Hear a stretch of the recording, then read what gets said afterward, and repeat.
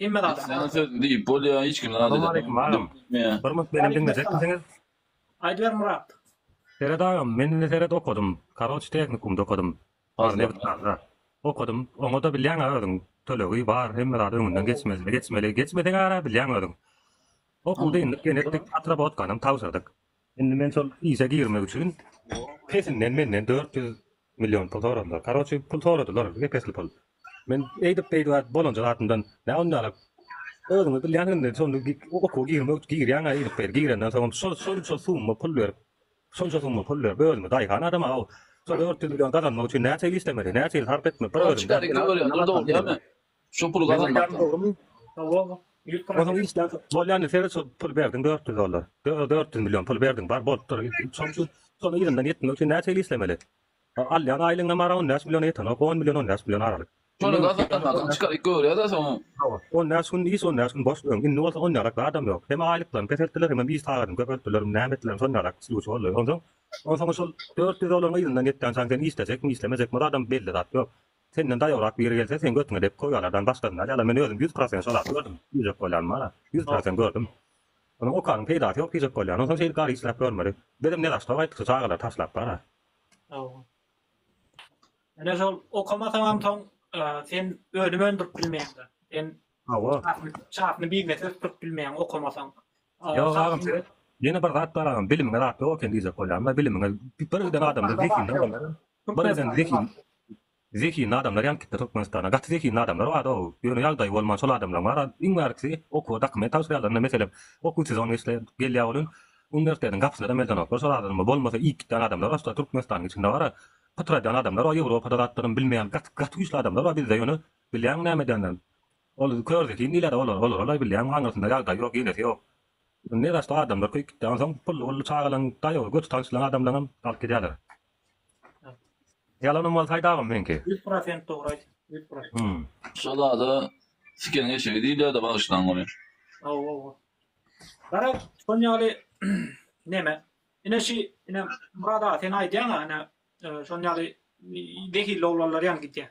Deki lowlar ýan gitse halk bilimsiz bolýar. Halk bilimsiz bolsa ýurtda önüme ölmeýär. Yurtda ölmese dollaryň bahasy uçýar. Teber sen daşa ýurduň önüne bagly bolýan. Şo daşa ýurduň önüne gelmese sen ýurduňa sen döwleti dolandyryp bilmeýän. Ondan şonýary oň ýene bir agyr taraplarynyň biri senin halkyň bilimsiz bolsa ýurtdaşyna çykýar, ýurtdaşynda da kösenýär. Meselem kim bilmän kösenýär, ýa bolmasa gowy işlere girip bilmän kösenýär. Ýalan şubede. Gowy şonýaly bilimsiz bolduğum uçak sen üstünden basýarlar.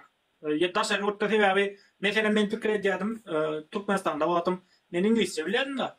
Ingilisçe bilýän Türkiýe baran iň gowy işlerde işlän zat dip berýärdim, ingilisçe bilýän diýen ol. Antalya gidip konkret. Ýa, şonýa zatlar edem dip pikir edýärdim. Bäri geldim bol ikiň biri ingilisçe bilýär.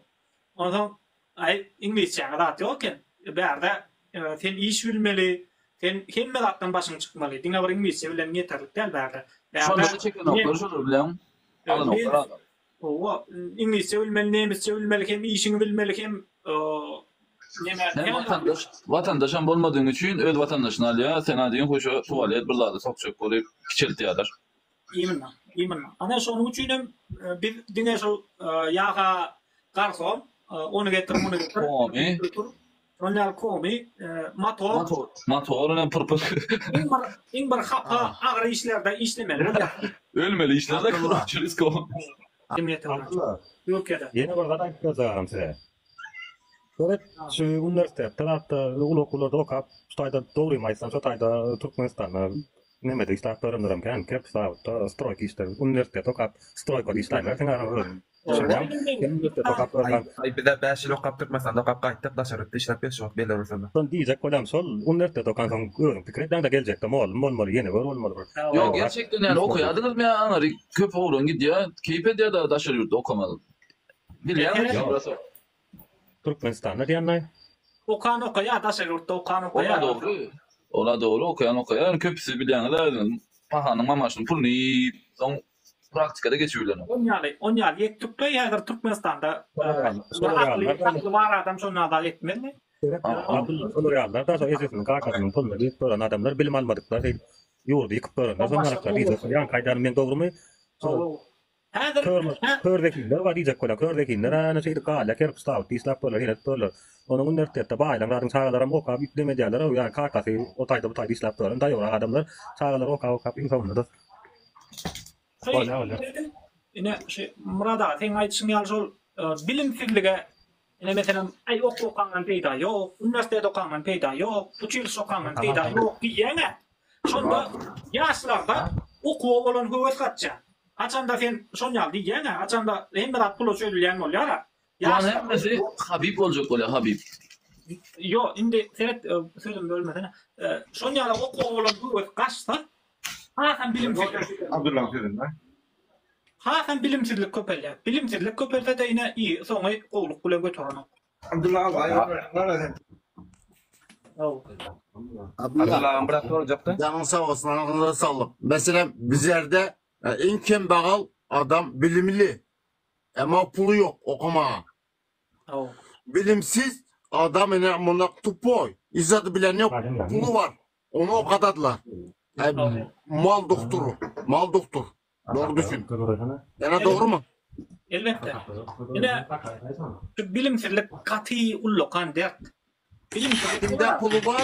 Çoğu kadı oturan ol. Ama mazgisinde hiçbir şey yok. Ben çağıma okatacağım. Bir min çağıma okatacağım ama yok. Hemen taraftan. Kimya denen biledi zat zamanı geldiler attılar. Sonra ben derdim adamın da. Kızım dedim, ben dedim öyüm var dedim. 10. klas kurtardı. Biraz vaktini atmayın.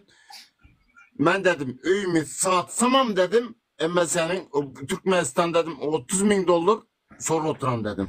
Ben zaten bilemem ama doktorçuluğu için. Ben geçer, ben ceyimi satsamam dedim. Ama durmadı. Ben istesen dedim. Ben derenin boyunda bir çadır kuramam da yatamam dedim. Ama okulumuza yetmedi. Sen okasan okamasın dedim. Yo, seredim adamlar bilime var hiç o ne hili aday bolsa yurt yumrulsun sen ödüyüm satmalı ol ne bolsa bolsun ýöne bilimi adam bilime var neme garaman däl soğuksala garaman däl bilim hemişe gerek bilim ne hili aday bolsa da gerek ne bolsa da okatmaly bilimi şu balaňy sat bolup bilim çağamy okat. Okatacak ama baygarıp gel oturan o. Yo, sen Türkmenistan boluversin. Yurttaş var ya yurttaş. Bilime ünüs ver ya. Sen häzir bilimli Bir bolsa. çıkılmaydı mı? Aýdy ber. Evet. Bilim diýäň. Bizim wagtymyzda edil orta bilimde bilýärmi? Şu wagt orta bilim okajak bolsaň 4 mektep klas ýetişenokda. Abi 4-5 para okuýar bir gün dowamında. Sen ona näme jogap berýän? Günde 2 saat Orta okap geçýär. mektepmi? Doğru yok mu? Orta mektep klas ýetişenokda. Mektep gurup bilen ok. Bilýärmi? Ol bizim Yüksek ortada. ona näme diýin men. O bilen öz problemam. Indi iň bolmanda 4 para okuýar, 4 para okuýar. Bir 7-nji klas ýa 8-nji klasda bolar bilen. Şolar 4 para 5 para okuýar. Klas ýetişenok. ol bizim mektepde de bardy. Men bizim şonýal okuýardyk. Molimler bilýän molimler gelýär girýär. Tabak düşündürme eýamjy. Ders etýär. Bolar. Ay şu an kim oldumlar ama yani fıstığı. Bilim galmady, mektep ýok, mektep. Bilim mektep ýok Türkmenistan. Seret bir aday berjekde özümde bolan sluçy ýene de birdapda. Aşgabat işledik tabi. Aşgabat işledik bolun. Aşgabatyň mentleriň merksi. Mardan, Levapdan, Dasowuzdan, Balkandan. Şondan bolsaň aýratyn bolup barýan şäheriň içinde. Aýlanyp böyle raslar bar. Tutýarlar. Gelberik diýaw, han propiskan gözýär. Ýok, bolsa da propiskan. Ne da gopur, balnisçilik üçin bar, lübaýk seýagat üçin bar, näme üçin bar? Propiskan. Türkmenistan gelip bolan 50 manat pulum vermeli, 50 manat pulum vermeli. Diyecek kola Türkmenistan içinde propiskan hemen öyle o. Ben dedim ya böyle hiç değil. Türkmenistan gelip bolan. Bundan Dinler liis diyorum tuttular karoçayı. Köşün içinde tuttular beni. Benim ayıttım yani sana kol geldiler daha ben ki Katalaska ben de tuttular. Ay dur burmun firma o. Ben dedim egrandan gelem okya o andan gelem okya da pasportum var Türkmen dedim. Yok sen git bel propiska ne yaptın gerek sularda sok. Türkmenistan içine yasap bölkan bana propiska ne yaptın gerek diyor. Ay bizde şimdi propiska olmalı. Yok. Sonra gidip 50 manat pul töletdiler. Kardeş ben bermedim bir sutka bolma raporun içine yatdan seni iyi de gitti. Anam yok sonra gitti. Anam in marki arız hayatın dinle yani yok berden gitti. Gelir boldu. Onun telefondan geçirip beydakiler telefondan geçirip şey evet men kakam kakar gelir yok. Ne elek bolat Aşgabat ya gayda oğlum diye. Aşgabat'ın doğulması keyin gayda yılına diye sotardı Türkmenistan'a yimler var. Her tutanlar 50 manat pul verecek olan o tadı götün görýän bir söwünä da özüm gahar bile diyecek bolar. Aşgabat diýilen ýurtdan gaýdy berdi ýa-ni Türkmenistan'a ýaşa bermeliler. Aşgabat ýurtuna nämişim bu? Yok. Ol var. Onda devletin siyasaty, düýünde devletin siyasaty ýa-da hökümetin siyasaty. Eredin 2017-nji ýylda ýa-da 16-njy ýylda Serdar Berdimuhammedow ýok. Gurban bolum ýaş bire gol çekdi. Ana ilki diýdi Aşgabatda Aşgabatyň halkyna iş bermeli diýdi. Ondan soň iş ýetmese vilayatdan gelenlere bermeli. İş yetmezçilik var Aşgabatda. Şonuň üçin vilayatyň halkyny gysýarlar. Len ondan ýalda diýsen bilýän bizimkiler o ýerdekiler polisiýa o beýleki içerişler olar hasam abartýarlar bilýän. Abartýarlar şoň netijesinde de oňa vilayatlary hasam gysýarlar. Döwletin Soratları kotaklar bilýän näler öýdäň solat bolýan atlar bil. gol çekdi. Var gol çekdi. Onda velayetlikler aç kalmalı da ağam. Aşgabat velayetlikler aç kalmalı. Yok gaz alman lan ne bildi gaz elik velayetten ayrı değil. Şunu çok rahatlardan Abdullah bana film kötü. Fiska yoksa gaz bizim elimizde olalı boldu yani. Ferhat Zakir teňem senem kötü. Şunu çok problemi var doğru hem Türkmenistan ýurdundan. İşte Aşgabat'a girmek problemi viziyatka zaten number 1 diýär. Birinji şurada dünýä ýüzünde. İşsizlik, açlyk, halkyň belli bir kysmy daşary ýurtda getip berdi doğru dämi? Her Abdullah Nurana Talip bu näçe tüýsem de çykyş edýär, edýär. Esas mesele näme bilýän adamlar? Problemler guruluşmak däl. Problemler çözmek. Problemler çözmek üçin näme edip bilýär? Şu da tartışalım zaten problemler başlayan Mehmet Ýaly Kerun bilýärsem. Yine Amerik barmadı. Yo Amerik barmanam çözüp bolýar bu datlar. Mesela sen Türkmenistandan yok yol açylanany näde çözüldü 2022-nji ýylda Türkmenistan näde çözükmi? Yok aeroportda näçe unyatyldy. Dogry dämi? Ýadyna şendiradiler belki. Gidin pasolstolary gidin. Mesela bir näçe ýurtda pasolstolary baskyn ýapylanyň soň Ýewropadaklar zatlar bir ýyllyk pasport uzatmana başlady. Pul bilen molsut başladylar. Dogry dämi? Her kim öz bolýan ýurdundan hereket etmeli. Men Türkmenistana gitdim diýelim. Näme diýerler mesela maýt? Ayağa gallyk diýeli. Birinji fundament dil daha oturdulmaly. Öňürde özüni taýynlamaly. Biz baramyzdan soň garnaşnamy, dogan garnaşnamy, ýa-da tamyjy doganlamy çağırlamy taýynlamaly. Burada diýtirmeden burada gadan bolmaýar. Biz hereket etmesek näme ýetýär? Türkmenistan diýilen bir ýurt ýetýär elimizden. Hereket etsek näme gadanýar? Öz ýurdumyz gadanýar, adalatly bol. Öňem näçe ferlerde şu da aýdyk diýenmi? Adalat bolan bir ýurt, işçilik diýip zat ýok, viziyatka diýip ýok, öz alýan aýlyň özüňe aňraýan we ýetip dur. Ýylda bir ýerde daşary ýurda gidip bilýän, din salmak üçin, gezmek üçin aeroport problemi ýok. Sen bir näçe ýurtda kale devlet, ýani Türkiýede bolýanlar bilýändir. Devlet diýip bir sistemi bar. Devlet sistemi ýaly gerekli dokumentler sistemadan skaçat edýän, hiç bir gurama gitmeňe gerek ýok. Saglyk sistemiň konkretne gidip duran bir zat hereket etseň näme şol ýurt arzu eden dokmy? Elbetde demek arzu edýär, dogry dämi? Şoň üçin şoluň çözüm hakynda gurulmaly adamlar. Nämeler edip biler, näme goýup biler, nirde näle hereket edip biler. Mesela 20 metre näçe wagtyna çağırış edip biler. Mesela men bolýan ýurdundan gitjek pasos bar, serwerden gitjek, oň videosyny paýlaşjak. Öz adymda TikTok takipamda diýjek bolýan Türkde bolanlar ki iň adynyň kimligi bolanlar gidin, olanlar haýyş edýän gyýda gidin. Çünki watan bilinki. Şu içine gitse mesela burada da aýdyn. Kanun boýunça burada da aýdyp berjek adam, hasys kanun boýunça. Bir ýurdun yaşaması üçin ya bir ýurt bolmak üçin iň esasy näme bilýän adamlar? İlatdyr.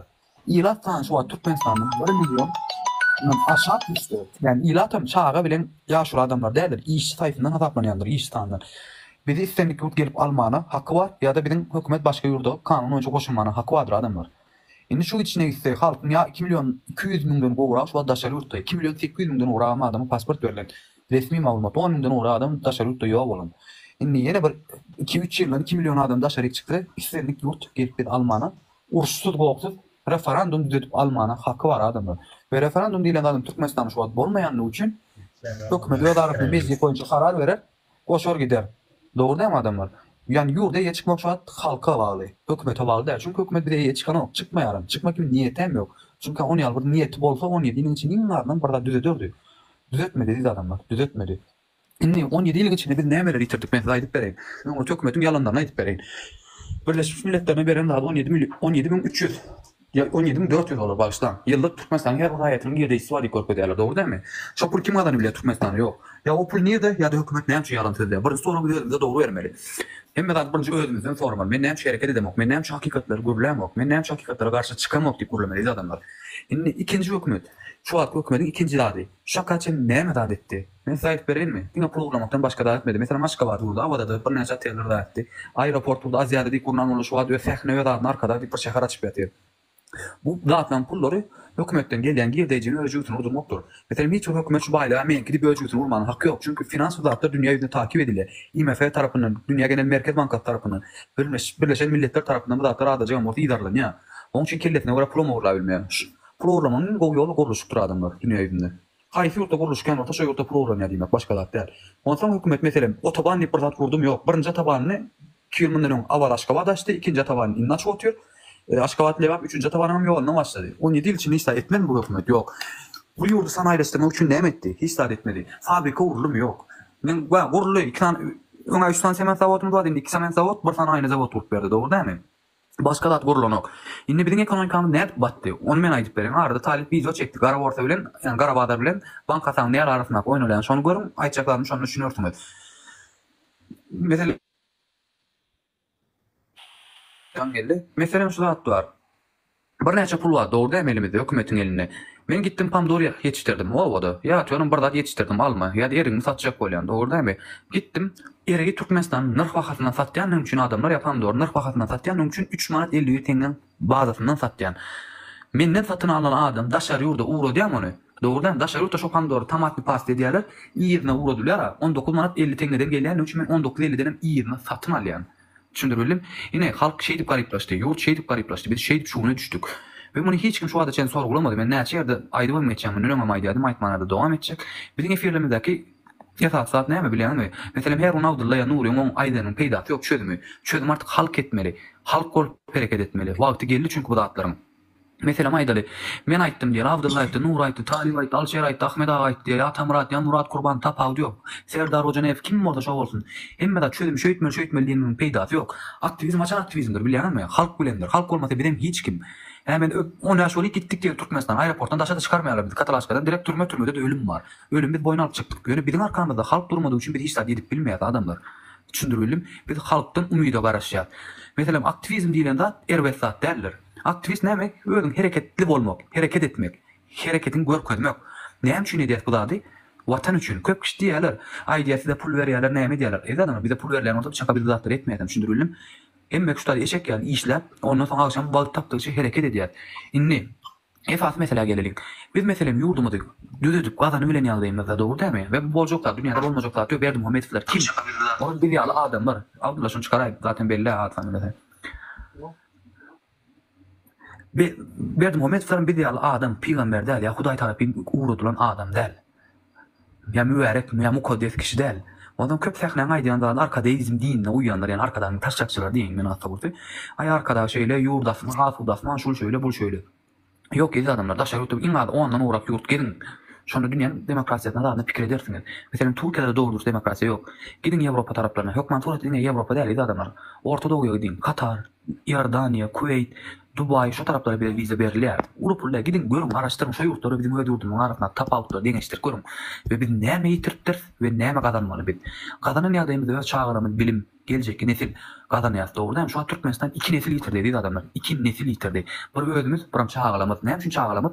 İnna şu tadaklarım Türk'te minimum 2 yıl işletiyorsunuz doğru değil mi? Enatalar innadı 5 yıl, 10 yıl, 15 yıl geçen adamlar var. Düşünsene 15 yıl seni ödeyen çağına mehir verilen ok. Ya da diyelim ben öyle çağım 2-3 yaşına çıkıp gittim. Ben ödemem 23 yaşında öldüm 24 yaşında çağım oldu 26 yaşında çıktım diye. Ben 40 yaşa çekini enam atamın maslahatına məhtäçliğim var. Öyle çağıma da mehir ve sevgiye de vermeye ben borçluyum. Hem ben öyle atamın mehrinden alayan öyle çağıma da sevgiye verilen ok. Ondan sonra 10 nesilden biz neyme karışacak doğru değil mi? Hiç zaten aslında günahkar Berdi Muhammed falan da halk. Biz hareket etmediğimiz için halk. Dağıttı. Mesela benim uyumum, mehmedat barına, Palestina işgalleri barına. Ya şöyle oğlum şey diye kalkan şöyle gurulaya diyenine kalkan baştan anacan edip ayttı. Etme şu dağıttı. Ben kalkama diyen adam şu. Vaktinde sen hareket eden olsam ben şu dağıtları gurulamazdım dedim. Sonra ikilençelerine kalkan ne mi dedim yani mi? Oğlum dedi 18 yaşını geçti dedi. Ne mi diyen olsam dedim. Arkadaşlar yurtta dedi. Şimdi şu sonra o özümde benim haişe deneydi vatandaşlar. 90 kişi var. Ağda adam değil. Men näme üçin Halkla başlamok? sen- Men näme üçin Ha. şu çözüm bir minut olsun. Şu çözümleri gurlanmok. Men näme üçin çözüm tapamok şu işleri. Şu soruları özüňe bermeni sizden haýyş edýän ulakan. Bağımlara. Dedim vatandaş ene şey bizim yurdumuzda harekete geçmelidiginin en esasy işem ene şu gün aktualny tema garasızlyk günü. Yetip gelýär. Garasızlygymyzy bizim elimizden aldylar. Hiç kim onun üçün canım çekmedi mesela 2017-nji ýylda garasızlygy 27-nji oktýabrdan 27-nji sentýabra geçirdi. Çünkü Serdaryň doglan günü 22-nji sentýabrda. Bir yurdun doglan günü garasızlyk günü. Çünkü sen hiç kime bagly däl. Sen enen garnyndan bir enenin garnyndan çykýan sen. Şol 27 sentýabrda ya 27 oktýabrda sen garasızlyk günüň alýan, sen enen garnyndan çykýan şol doglan günüň senin garasızlyk günüň. Ana şonu biz elimizden aldyrsak, ana şol nemäniň gutoran ýeri şol. Milletiň gutoran ýeri. Meselem Türklere 29 Ekim'i, 28 Ekim'e ya da 30 Ekim'e ya da Brojaga geçireli diýip aýdyp gör ya da Erdoganyň doglan gününe geçireli şo 29 Ekim diýip gör. Eňedir kelläň alyp şo ýerde ganyň çykaryp şo ýerde biderler. Çünkü adamlar düşünýär şo garasızlyk gününiň mukaddesdigini, şol bayramy hiç kime bermeli däldigini düşünýärler. Hiç kime şonuň manysyny bozmanada ýol bermeýärler. 29 Ekim. Birinki bolsa hemme bayramy isleýişi alap geçirýär. Kak o hiç kim şunyň ýalňyşam diýen ok, şunyň dogry dälim diýen ok. Hiç kim bir garşy çykan ok da, onda ol kelletne gelen edip berol. Bir milletiň taryhyny bozup berol. Diňe seniň şu adyň aldy. Şu adyňa bütgöz sonsoň sen adyňa bütgözse sen galmaýanlar. Hiç adam. Abdullah, ben bir zat soracak da şu Stalin dövründe bize garasızlık alıp verecek adam, onda yanlışmalsam adını hadi versen. Stalin dövründe garasızlyk bir de umuman şu ýaşaýan ýerimiziň adamda kan adam ana Gaýrsyz Atabaýew. Gaýrsyz Atabaýew 1924-nji ýylyň 14-nji 27-nji oktýabrynda Türkmenistan SSR diýip at goýdy. O atlar Zakaspy oblast diýdi da. Owa. Ondan şoňa Türkmenistan adym berdi şol. Türkmen halky şu ýerde ýaşaýar. Garasızlık boljak, o çekti gerek şu. Indi garasızlyk diýsen hem o atlar garasız däl, biz ýöne Serowno biziň ýaşaýan ýerimiziň biziň adymyzy ýaşaýan ýerimizde dapdy da.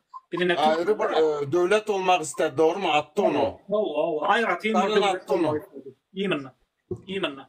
Ondan soň şo günden bäri ütgetmän 27-nji oktýabrda gelip oturan bayram gelip ine 2017-nji ýylyň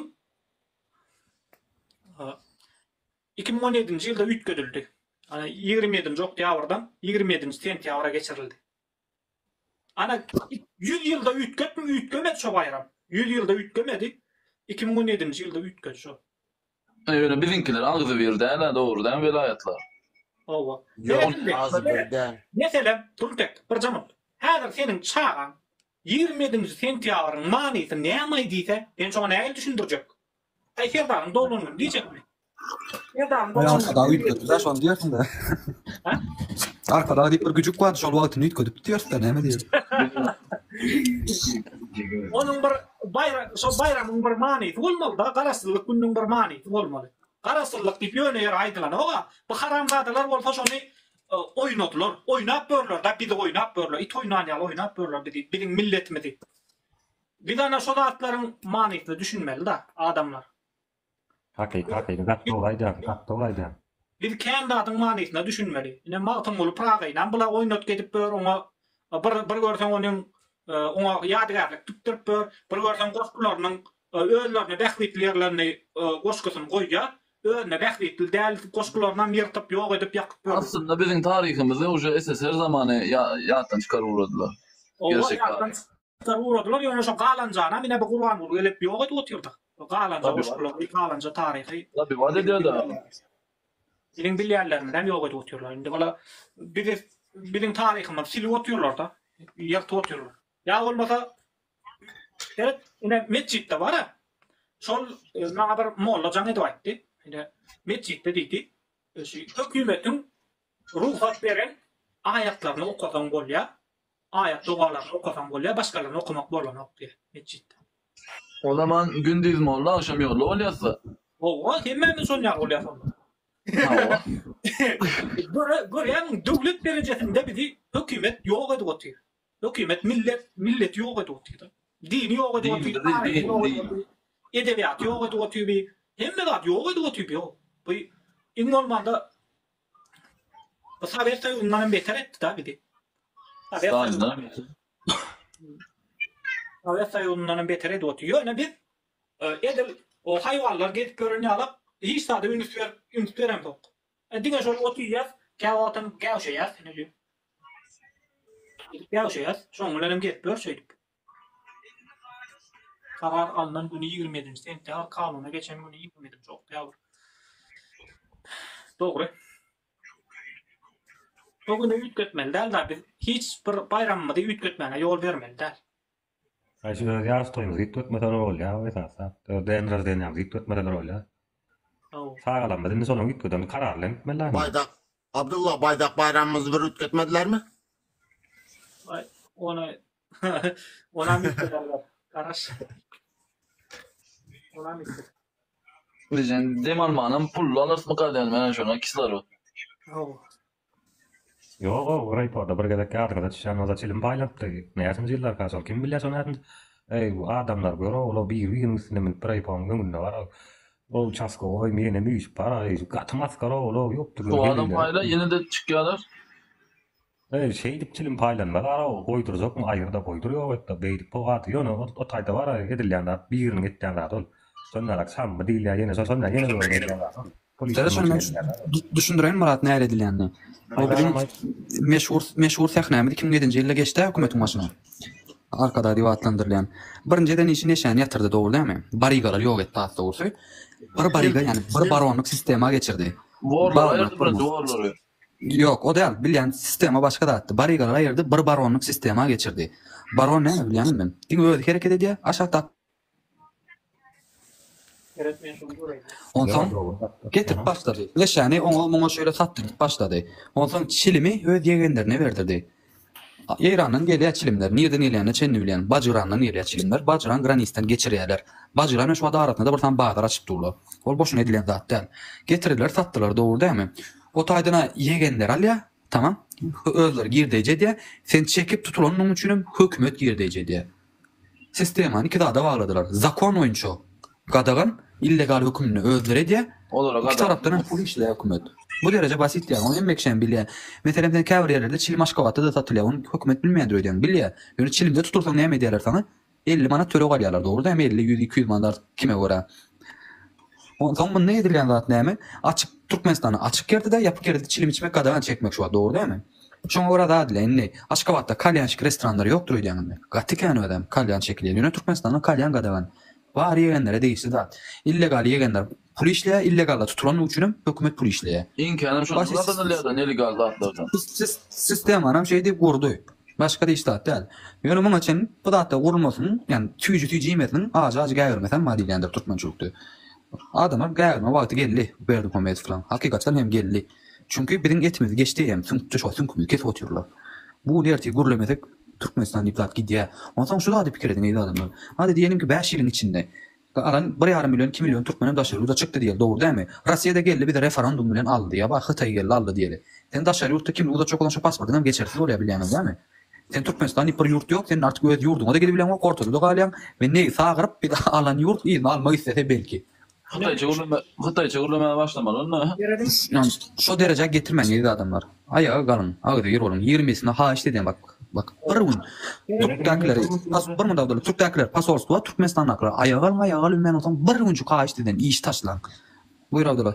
Yine şu ýerde 1924-nji ýylyň 7-nji sentýabrynda RKP MK-nyň Orta Aziya Bürosunyň maslahatynda geljekki Türkmenistan SSR-niň araçaklary tasdiklanýar. 7-nji sentýabrda, 27-nji sentýabrda däl. Şurada bir karamlarda Atipediýada 27-nji sentýabrda karar kabul edildi. 27-nji oktýabrda da kanuna geçti diye da. Yok. 7. sentyabrda. 27 bilen hiç ilek onun bağlanışıklı yeri yok. Yine şurada yazıp dur. 1924 yılın 7. sentyabrında şimdi şu vakti Raykom näme da partiyanın o atlar esası şu komünistik partiya hemme dady dolandırıyor da bir partiya hemme dady dikte dedi. Ondan Orta Azia Bürosunun maslahatında gelecekti Türkmenistan SSR'nin araçakları tasdiklanıyor 7. sentyabrda 1924 yılda. Şondan son köp wagt geçmeýänkä 27. oktyabrda SSR imkanın ikinci siyaseti Türkmenistan SSR'ni ve Özbekistan SSR'ni döretmek hakkında kararı kabul eder. Türkmen tayfalarının bitewi milli döwlet birleşmek arzuwy hasyl bolýar. 27. sentyabr değil. 7. sentyabr. Yine karar alınan günü 7. sentyabr. Yine şurada yazıp dur. Olam YouTube'dan hem görüp bilýäňiz onu. Yine administrativ territoriýa taýdan Respublika 5 okrugy. Aşgabat, Mari, Kerki, Çerçew, Daşoğlu. O atlar Çerçew Kerkem administrativ centerda vilayet. Olaryň hem jemi 26 raýona 379 oba sovetlerine bölünýär. Paýtagty Aşgabat şäheri. Bular ine şeýdip ýuwaşlyk bilen bizi sokýarlar-da. Ine bu haramzadalar, ine hökümetiň işgäri şol. Öňler TikTok warning dip ýazyp durana TikTok 3 dur. Şo gelýärdi-de men efirimi ýapdyrmak üçin sizin efiriňiz jalyp edildi. Siz efir ýapmasaňyz bolanok dip ýalan söylýär-de. Bu haramzadalar her durledip bizi sokjak bolýarlar-da. Bular yaman hitir. Hökümetiň işgärler-de bular şoň üçin aýlyk alýarlar. Hökümetiň işgärleri şol bir de aldama üçin aýlyk alýarlar. Aslında bir de hyzmat etmek üçin aýlyk almaly bu haramzadalar. Ýöne bu haramzadalar bir de aldama üçin aýlyk alýarlar. Gynançlary. Ana hökümetiň öz wezipesine hyýanat edýär-de bular. Hyýanat edýär. Allah can. Ine egerde menin de şo videony gördüm. Gurbanuly Berdimuhammedowyň medeniýet işgärleri gelýärde bir tane heleyi gurulýar. Bir tane heleyi ay arkadagymyz ine şey 27. oktябr garaşsyzlyk günden 27. sentyabra geçirmeye haýyş edýär sizden diýip teklip berýär. Ondan soň näme teklip berýär? Bir ýaşul çykýar. Sizden gazyň, toğuň, suwuň we beýleki ýeňillikli hökümet kömeklerini hem pul etmegi sizden haýyş edýär diýär. Ana şey diýip puly, suwy, toğy, gazy pul etdiler. Ana şoň netijesinde pullu bolşul. Bular wara şeýle var. Biziň ýurdumyzda oýunjak etdiler da. O oýnaýan da bar, oýnalýan da şeýle oýnaýan şeýle. Düdüşdirýän. Şoňa Teret Abdullah da dülýän hem Six Underground diýip bir kino batyr. Teret adı ya da Six Underground diýip kino var. Şonu görüm ýedi adamlar. Türkmenistan hakkında çıkarılan film şo. Türkmenistan diktaturasy näle ýykyljakly hemme şo taýda aýdylyp geçilen Six Underground şu kommentaryada ýazýan. Şo taýda Fedip ýapdym diýip bolmaly. Şo taýda gödäwçilik gullugy Türkmenistanyň dady bar. Gaýlarynyň maşyny, gerb, ruhramy, türkmençe sözlük, köşk, heykeller hemme görkezden şo taýda. Prezidentiň ulanýan AG nomry bar, şoňa çenli badyr. Şunja bizi helal edýän hökümet ýok. Sovet ýetirler şunja helal etdi. Ýetirler hökümetler. Ana komünistlerin bir de şular helal etdi. Gurulamak mümkün mü? Yok mümkün değil. Doğru değil komünist zaman hala dedik doğru. Doğru. Yine seret ne ailece? Doları 3 marka 50 tengeden var. Doğru ya da sana da beren ok. Sen ne mesela şunu günün var. Abdullah Yok. Abdullah tamam 2-3 tane soru verecek. Ütküş bir zat diyecek de. Yok. Gerek bir zaman karaş. Kanun boyunca da Türkmenistan'da dolar alış-salyşy adagan. Diňe bankda dolar alış-salyşy bolýar. Meselem sen eger dolarly tutulaýdan sen ýöredýärler Türkmenistanda. Kanun boýunça şo da gerek bolsa eline düşdüň ýöredýärler. Ondan şeýle bir hitir döredilem de aşağı häzirki hökümet diňe şol neme bile gülmör da. Maşenlikçilik bile gülmör ya. Olar ine ben halkyma diye $500 aylyk berýän diye. Ondan kara diňe ağzı olar maşençilik var. Diňe maşençilik var. Öyle. Şeýle arap işleýärler. Arap işleýärler öyle. Burada Arasına taraf şeylik değil mi metene? Soranton. Haydi ver. Hı. Alam aleyküm bana. Waleyküm Aleykümselam. Aleykümselam. Diyelim sizin kemmenizin doğru da. No. Sizin aytýanyňyz hemmesi doğru. No. Hı. Siz näme etmek isteýäňiz? Mesela, bir ikinciden sorajak sadım. Sizin ýadyňyza düşýärmi? Mesela näsini izlen atdyrlar? Menden kiçidirsin nerdeýse. Men 85-nji ýyl. Ben 94-nji. Ha, menden kiçisen. Sen Allah. ýadyňa düşýärmi, düşmeýärmi? Belki düşýändir. O käbir adamlaryň gelip dolar çekýärlerini ýadyňa düşýärmi? Nähil dollar çekýär.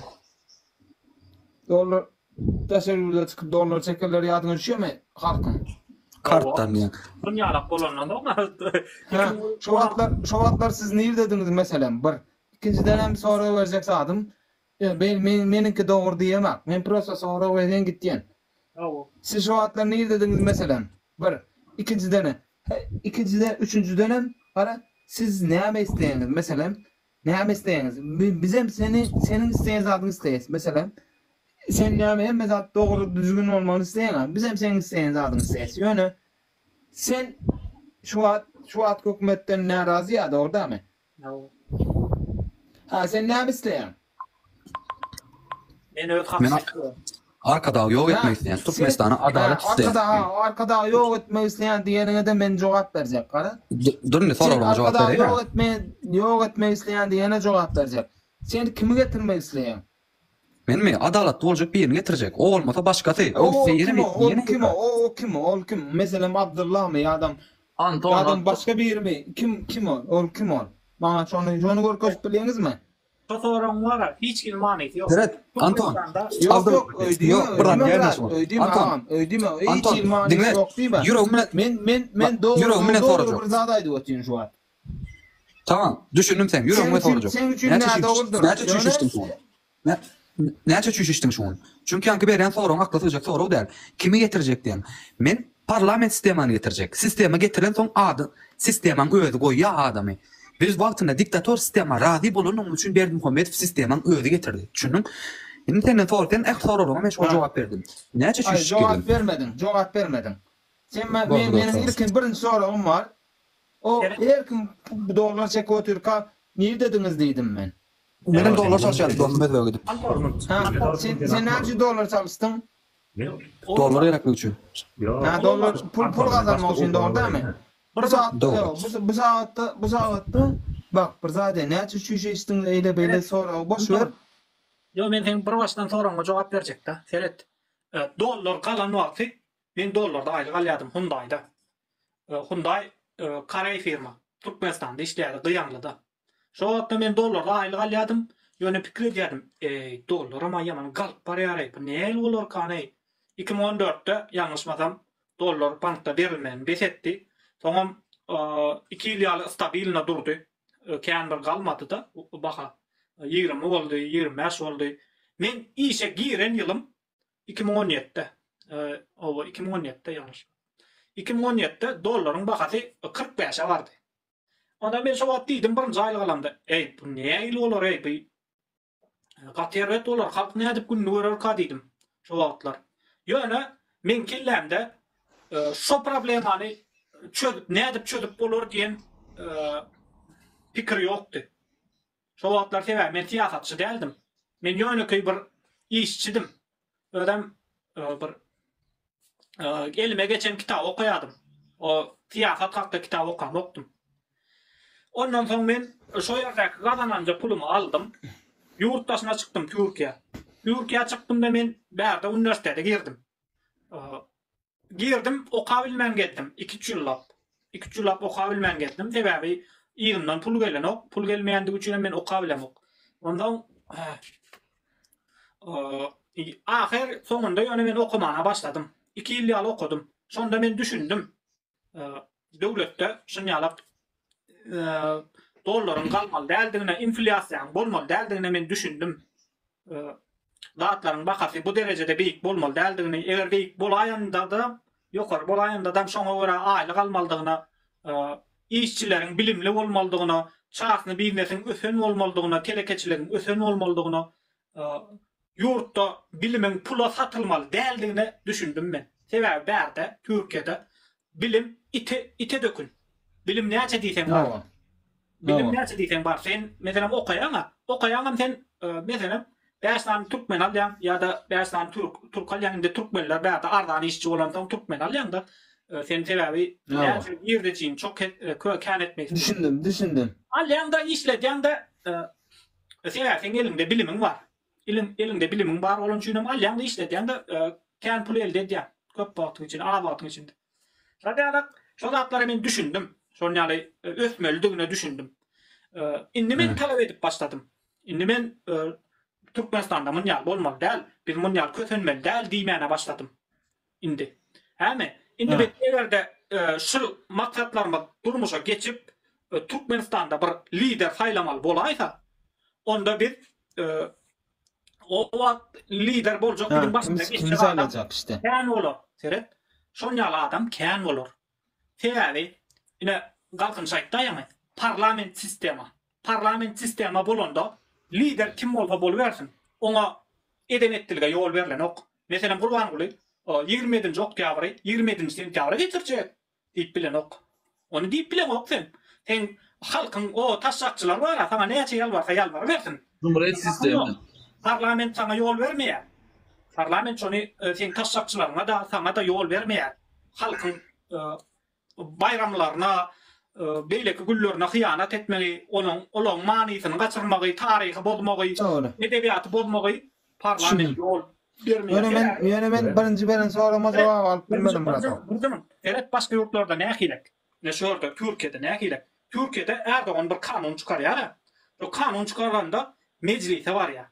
Mecliste şu wagt 400 näçe tane adam otyr. Häme? Şu 400 tane adam şonu goldasa, şol gadeta çykýar. Gadeta çykýar, şo kanuny ýam durmuşa geçýär.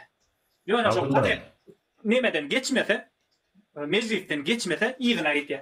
Erdoganyň ýygyna bar ya, Erdoganyň eline bar ya. Senin bu kanunyny biz goldandyk diýýär. Erdoganyň kanunyny ýatyrýarlar. Erdoganyň çykaran kanunyny. Şonýaly Gurlap bolduňmy? Şonýaly bolmaly. Sen 20-nji oktýabry, 20-nji sentýabra geçirýän men diýip ýalbaranyň bilen onu parlament kabul etmeýär. Başga döwletlerde şonýaly 3 tane şaka bar. 3 tane şaka. Birinjisi parlament, ikincisi prezident şaka. Ağam, sen bu topazat gurumları otyrsun, ýöne peýdasy ýok zatlar. Men beren sorama jogap berelem. Aldırlı depoda da aytana nereye oynayar? Evet, Durmuş, Anton. Abdullah, bir darım. Ayol, sen Anton, Men iki san soru verdim. İki san soru verdim. Anton paket edelim. Yok, oğlum. Evet, pardon, Anton. Men sen sorularına jogap berdim. Sen mümkün işleýişiň ýalyk başga çara edesin gelýändir bolýan öňe. Häzir dünýäde iň effektiwni sistema şol. Parlament sistema. Ondan bir esas onuň maksady bir adama hökümet bermedlik, bir adama hemme edenettilge ýol bermedlik şoň maksady. Bir adam eline hemme hökümet wezipeti geçse, ol hökman hyýanat edýär. Şonuň üçin şonu beren oklar. Häme, ýene men näme diýjekdim? Egerde sen şartlar düzeltmesen, ölýänçe kösenersiň. Ölýänçe izlersiň, men taň aýdaýyn. Ölýänçe izlersiň. Gitjek yer nok düzeltmesen. Ýeňe firme günde gelersiň. Täze o ýerde hemme zat tersine, hemme zat edenetdiler, kelläg eýdiler ýurdy.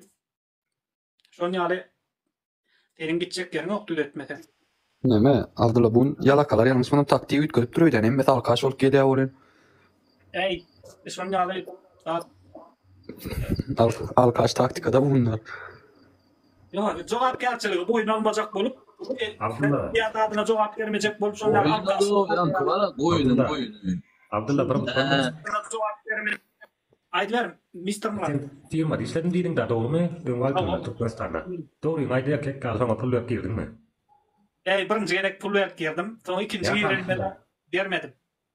Unda menen kabin sada iyi sayım da ops menem kundaydı işledim. Gıyanda da dalı boy. Stay kayıt makam firma işledim olun. Vermedik gelme yok da pul verip gelen de ondan sonra Türkler ya da Kıtaylar olsun Karaylar olsun Katar gelin alalar iş firma için ne pul veriyor vay size ya Etçek hiç soğada pul veriyor mu deyip oraya da. o ne aydan melan mı sonra pul veriyor ne diyor Yuftra diyor.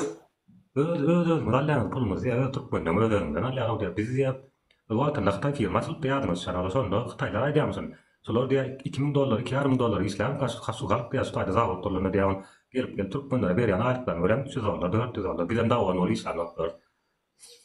Evet. Havu. Sonra aydamsın her adama diye $2000, $2,000 öyle İslam'ın garip kredilerler sonra. Birinci olsa bile sonra da vize hakkı var. Bizden var. Ağam sen biliyorsun nemede Hyundai'nın hiç vaat boş duran okta so işte vaatlar var. Şu adamlar so yerde koyun fırfiyala kolup duruyor da yılın boy günü var so kapın ardına. So yerde adamlar işip durumdur var. Ne edecek? İşe girecek diye. Ne yapacak? Gidip taşları burada öyle maskara ettik taş atayla öyle şey maskara ettik. Aslında solan öyle. Gayet gelin işleyen lidermeli olsun aydalar bilen. Onlar gavatlar, onlar gavat yurtta yok, köp yurtta. Lüboy yurtta da diyenler yok, sonra gavat. Biz de sonra katı uliya taklar da bilen işleyen katılı katayla gengök doyamı güç ver katı baydık bolun. Gayet öyle avlayım öyle bir yere palçak koyuyor taş atayla. Onun bitten de Kaçma dikden de. yok orada retten var. Yok orada mezur ya da var bize. Sağlıklı mı tüçör uyumak için arası atay. Doğru mu aydanım? Öğrendin mi? Abdullah sen Hyundai dişlerini aldın. Ailegi sana şu Xitaylarmış, Japonlar artık şolar verýärdim, ben Türkmenlerden alýardym. Evet, Kare firma Türkmenistan'ın Güneş Ekonom Bank var. Sonra bir o dedi aylıkları Güneş Ekonom Bank'ın bir de verýärdi. Sonra alıp bir nemeden çıktı ara şol ortada. Güneş Ekonom Bank manap verecekmişin diýip sonra alıp adam çıktı. Yani dolar öğren alýarda sana Şu zatdan yüzde emin misiniz? Belki o kareyi adam başı $1000 verýändir. Olar $300 verýändir. O zat bilemdi o doğru değil mi? Bak firman ya benim gatı düşünden men tutsak sen firma İslam'da var. Kabin saat bir firma var o. Näile birine bar yang işleyen onu karamayakları saat taşı tayda o yankı to betonçuklar galipçikler yan galipçi beton demirciler işleyen aslında o yok orada tepeler var o. Tepelere dağıtlara dolar veriyor, ofis işgallara dolar veriyor, stal oyun memelene dolar veriyor, kalan ağır işleplerin veriyor, manat veriyorlar o bilmiyor, sol adam saylamak böyle, otayla ağlamak böyle adam. Kösenden bir vaska, kösenden alyan bir vaska, olur da ayta ofisin içine çiğitler, kundis koylan süperler o. Maskara o, börsler o. Yaman denklik var Türkmenistan'da, yaman denklik. Men şu Türkmenistan'da vaatımın, şu firmada vaatım, şu Türk firmalara girmeyecek kol piyada ediyordum da. Türkmen firma anırda tutun, ona yüzüne de seyredem oktum da. Onda göre Türk firmada giredim gene ok. Demek köp saat işletiyor, az aylık veriyor adam. Sağ ol. Sonra ben Kare firma girdim da. Kare firmada boğdu da tabii. Hem o yerde birazcık adama hormat vardı. Yerlik halk indi. Şimdi näme de olanda yukarıdakiler, kız yarım molu, yukarıdakiler iyi yarım molu.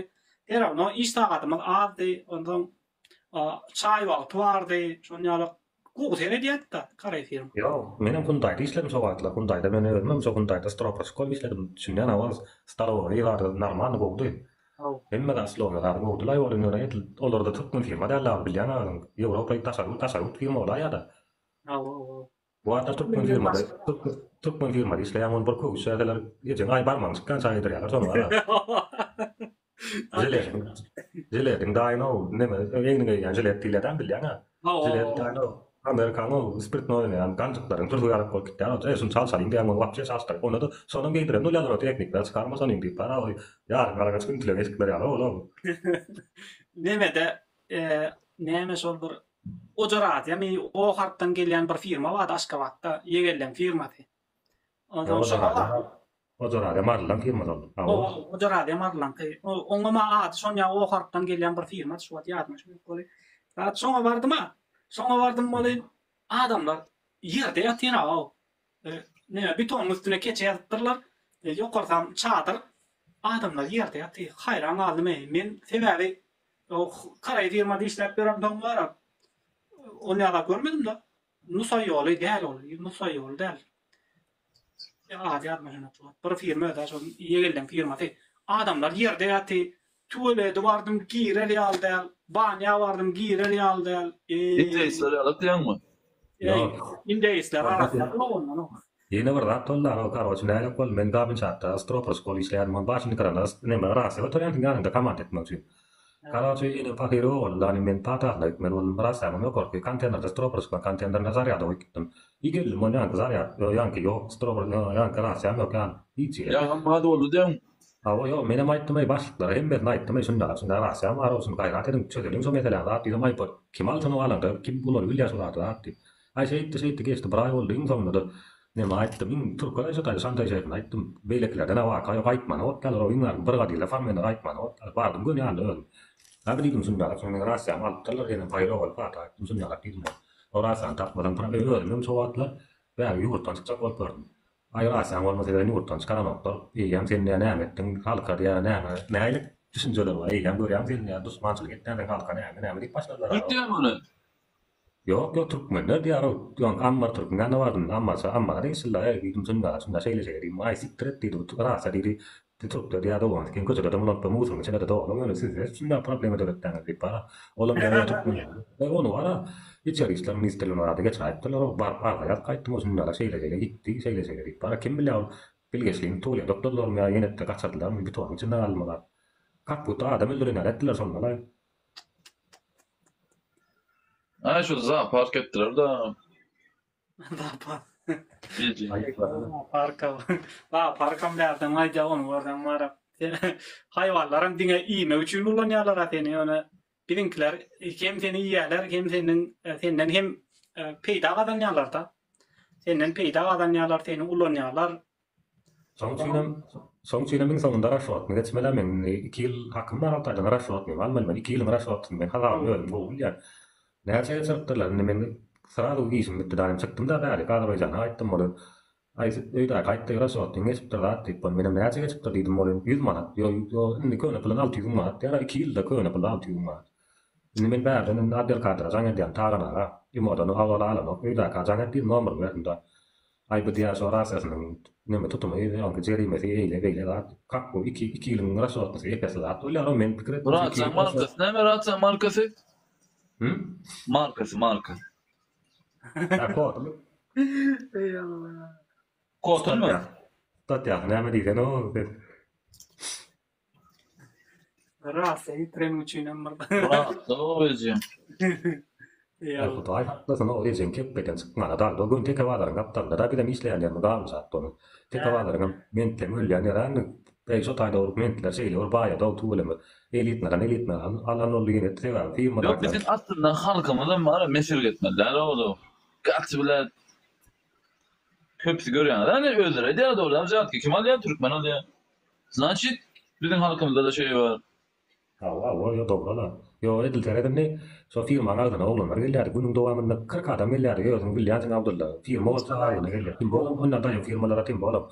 Geldi ala gara wala so tay dawara. So tay bas mana ti pulsi marala. O var ya la momentler gel kun olo gapsa vakitler. Yine ta adam yıllar geldiler ay bilat namet geldi ma tepsa kaytım diye yine ta da kor tira var ya yine bir tutulyan 100 manat tola bargun için araf oldu. Ben arkayın bes bravo sürüp so. Ay İstedik yere gideceğiz. İstedik. Yo, 그것이 미쳤네. 수카리 와라 되면 수카리 기저제 빠치가자. 실마는다는 게 리텐가 다서 알로에 수카리 그때 내가 어디라 와야 산디 수카리 오늘 그 자랑 많이 주고 이만 살로 뭐 이런 카타라스 요 주가 한 번도 좀 빠빠서 좀 많이 카타라스 그거 때문에 길 다나 파켓 갈리데 맨만 남친 이도 뭐 파켓 갈리 뿅게 아이 벌레 알름 나메 뭐 Yankin bile iz kakor nasıl yok tip yank. Sen gidin iz kakor nasıl yok tip pat paralar o. Ay benim dedim ne var ettim ve yolu nira expert aktelsun dedim.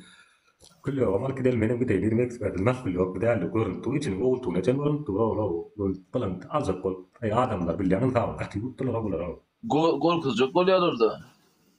Vay bu adamlar gol kızlar o. Yok bu da sistem düzlerine bir poyda minler yani tutuş içeri işler öyle ama.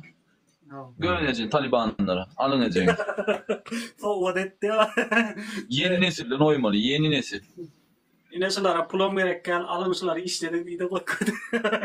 Hadi. Ne emetsiniz dedin o yüzden, kele yedin ne eme. Gruziýada şoňa bolla, Gruziýada temizlediler aýçy işte pon üstü metaskop sistemi. Sona Böyle yüklemeli, ejin. Mene de mok diýär, ýok, senem gidiýän sen ýan. Bolary vatandaşlar bugünlükçe yapalım. Serdara da yine Serdar'ın doğum günü bugün geçti olun. Indi 43'e gidendir ol. 43 yaşa. Serdar senin bir adam bol. Yine görüp oturuyorsun. Sen üstüne bar yine köp vatandaşlarımıza bir adaydan peydat yoksun yüzüne barıp aýtdylar da. Ýöne sen anfağını işlet de bizim şu oradan aydan dağıtlarımızdan bir yerine yetiray. Ha işte. Olmasa bir de o yerik barsan sen bizi öldürecek bolursun. Ondan bir de sana öldürtmeyecek bolur. Kara şeydi bize çakışma çıkar.